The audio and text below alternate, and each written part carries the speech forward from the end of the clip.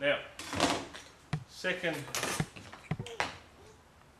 step is to divide this end piece up. We need to hold our ruler flush with the bottom. You know the bottom is the side that doesn't have the slot at the top. Okay? The top has a slot next to it, the bottom has no slot. Go to the bottom of your timber, first mark, hold that ruler nice and flush, first mark is 30 and then 33 and a half. Mark that on your ruler, move across to the other side.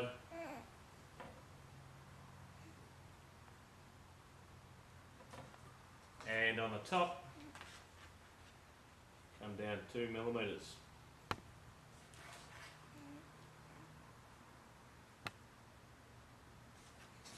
Once those marks are on both sides, very carefully use your ruler to mark through. Now, it's a bit hard to use a square on the end of this timber. One, your cut could be a little bit crooked, and two, there's not a very large surface area to line your square up with.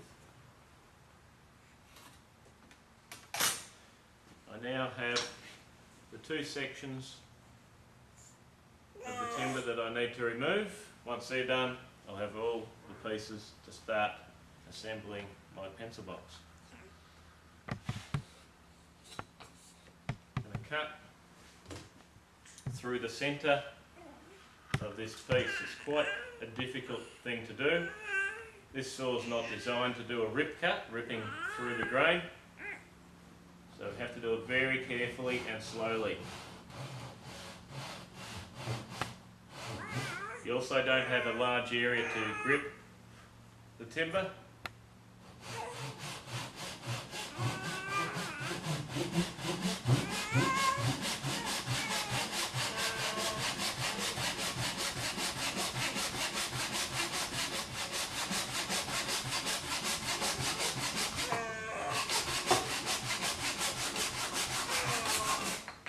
Notice I slipped a little bit there.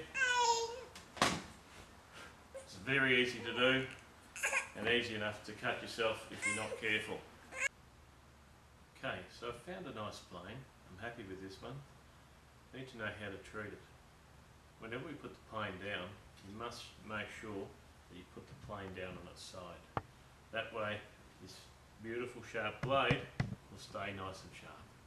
If this blade is to touch the table, bluntens that blade, particularly if it hits anything steel, such as this fitting on the table or some of the other tools. It's going to blunt that blade straight away. And it's much better to use a nice sharp blade rather than a blade with chips out of it. Now, we have a few pieces of timber that we have to remove up to our lines. And we use our vise.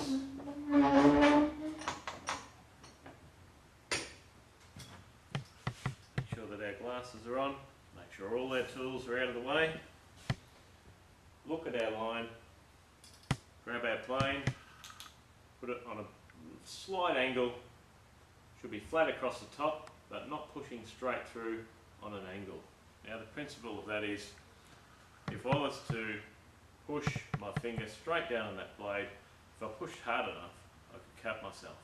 But if I put it on an angle like this and drag my finger down across the blade on an angle, it would cut my finger much easier. Same goes for the timber. If I grab this plane, put it on a little bit of an angle, we'll cut the timber easier and do a nicer job of it.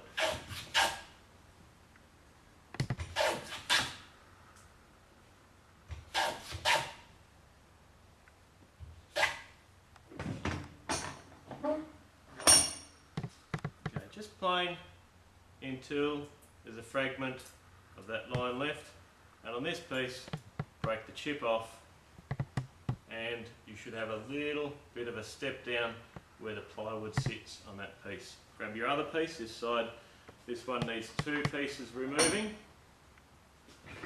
Grab your plane,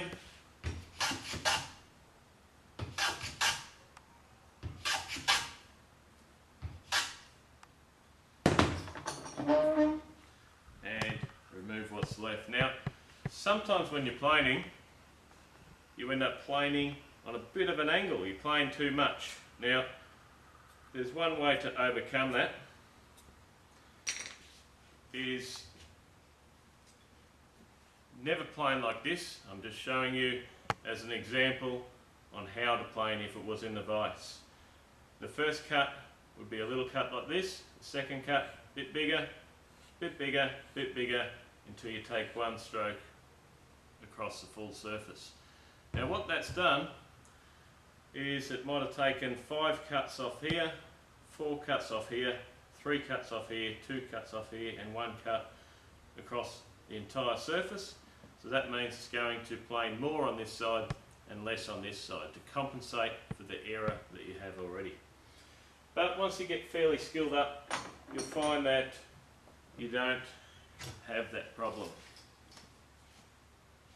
Make sure your vise is nice and tight.